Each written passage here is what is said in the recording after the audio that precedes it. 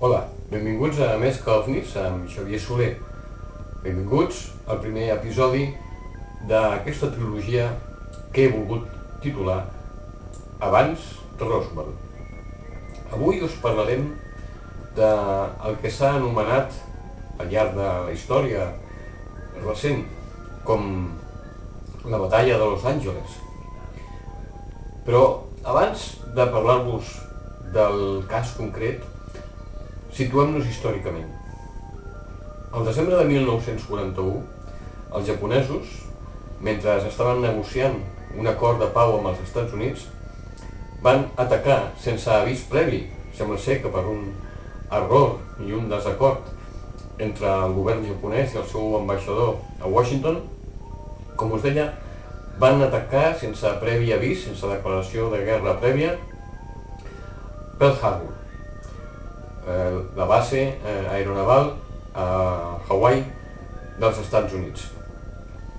A partir d'aquí, i durant els següents mesos, Japó va intentar arribar al que seria el territori continental nord-americà, fent alguns microbombardejos amb algunes parts de la costa americana a base d'avions que els feien despegar de submarins que s'acostaven el més possible a les costes americanes i llançaven petites bombes incendiàries sobre objectius més o menys militars, normalment sense causar ni desperfectes ni víctimes. Situats en aquest context i amb una certa por generalitzada en els Estats Units, sobretot a la població que vivia a la costa americana, de ser atacats en qualsevol moment per l'aviació japonesa, ens hem de situar en aquest context històric. Va ser el febrer de 1942, exactament el 25 de febrer, just 2 mesos després del bombardeig de l'atac a Pearl Harbor, que com us recordo va ser el desembre de 1941. Aquell dia, el 25 de febrer de 1942, un submarí japonès va bombardejar un camp petrolífer a 8 quilòmetres de la població de Santa Bàrbara, a Califòrnia. Doncs bé, unes hores després, des de Santa Mònica fins a Long Beach, va ocórrer una cosa extraordinària. Des del mar es va acostar cap a Los Angeles, el que encara no queda clar si era un avió enemic, diversos avions enemics, o realment què era.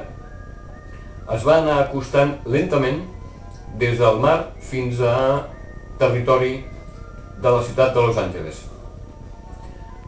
Es va posar en alerta quan es va detectar aquests objectes que s'acostaven a Los Angeles. Es va decretar l'alerta i tota la defensa aèria de la ciutat de Los Angeles es va posar en alerta. A les 3 i 16 minuts del matí, quan aquest objecte o objectes aparentment estaven a sobre de la ciutat de Los Angeles, es va donar permís per disparar i es van llançar cap a l'aire 1.430 projectils antiaeris, sense fer blanc, aparentment, enlloc. Diuen els testimonis que es va veure com diversos projectils antiaeris feien blanc amb un dels suposats aparells que estava sobrevolant la ciutat de Los Angeles, però que increïblement, tot i fer blanc, no van aconseguir d'arribar a aquell suposat aparell japonès. Cal dir també que aquest aparell no anava amb una gran velocitat, es desplaçava molt lentament per sobre de tota la ciutat de Los Angeles, i tot i llançar aquest gran nombre de projectils no es va aconseguir d'arribar a res.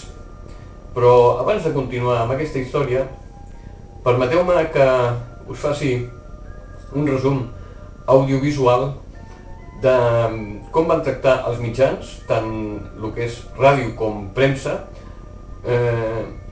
aquest esdeveniment els dies posteriors al bombardeig, presumpte bombardeig, que no va existir mai, per part d'un aparell enemic sobre la ciutat de Los Angeles i que va intentar ser derribat i no va ser ni tan sols aparentment tocat. But whether they contacted the object has not been announced. Army officials say they will not comment until they receive a full report of the action. Although some watchers say they saw airplanes in the air, semi-official sources say they probably were the U.S. Army's pursuit. Several observers say they saw one or more planes spotlighted by 20 or 30 searchlights.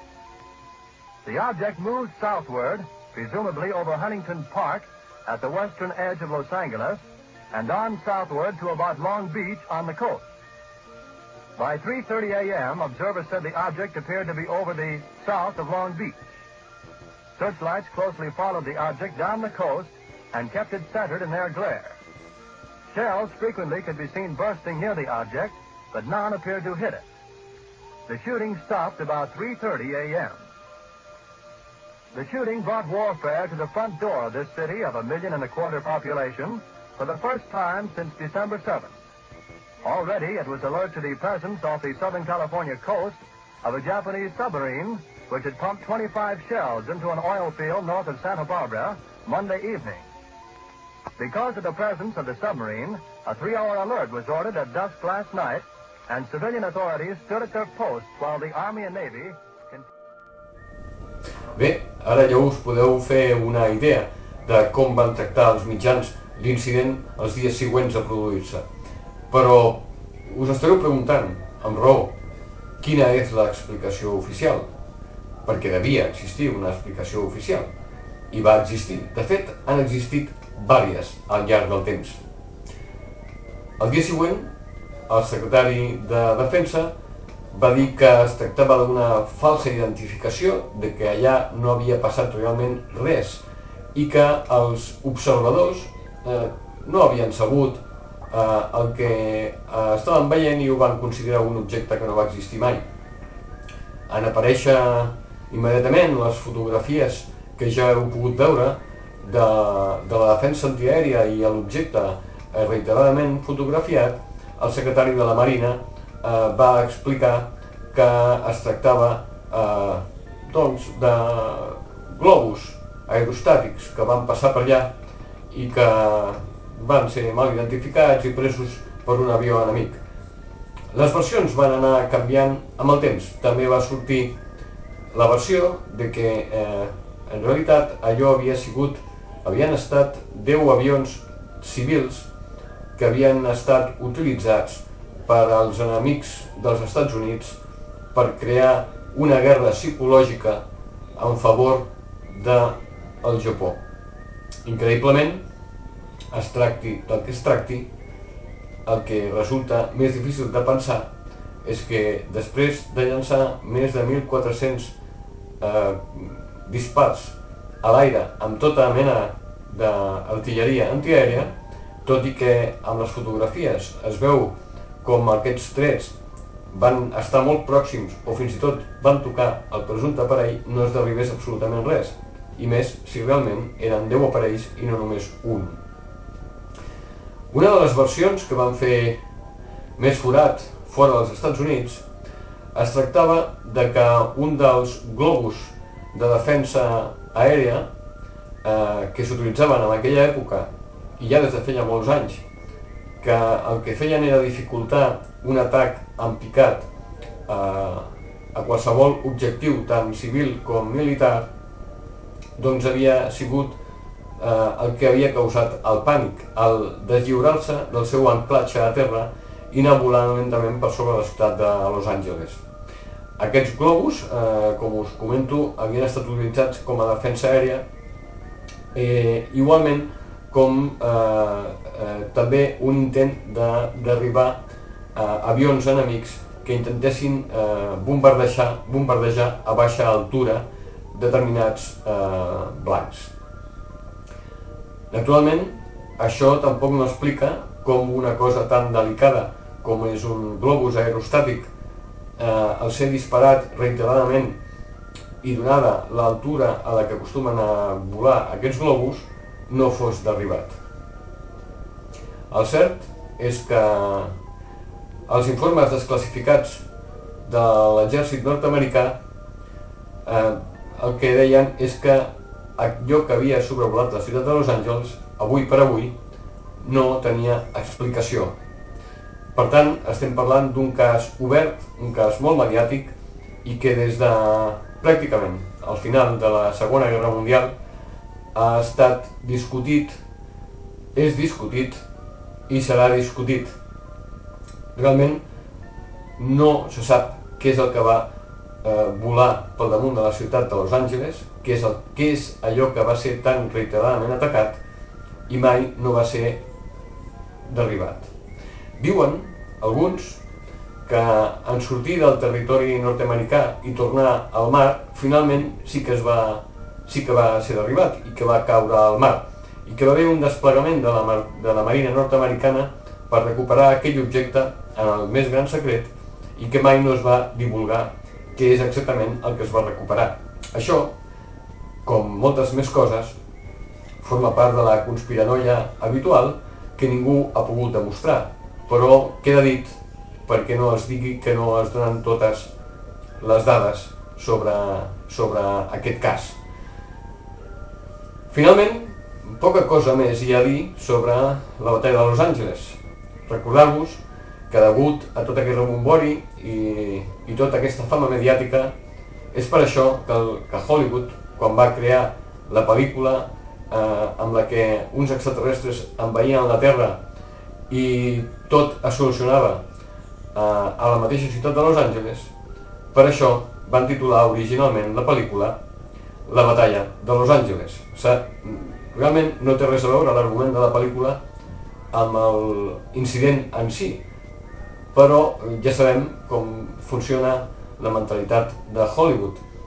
Qualsevol cosa que pugui cridar l'atenció del públic és bona per utilitzar-la a favor de les vendes, el taquillatge i els diners que hagin de produir les pel·lícules. Al final tot queda a les vostres mans.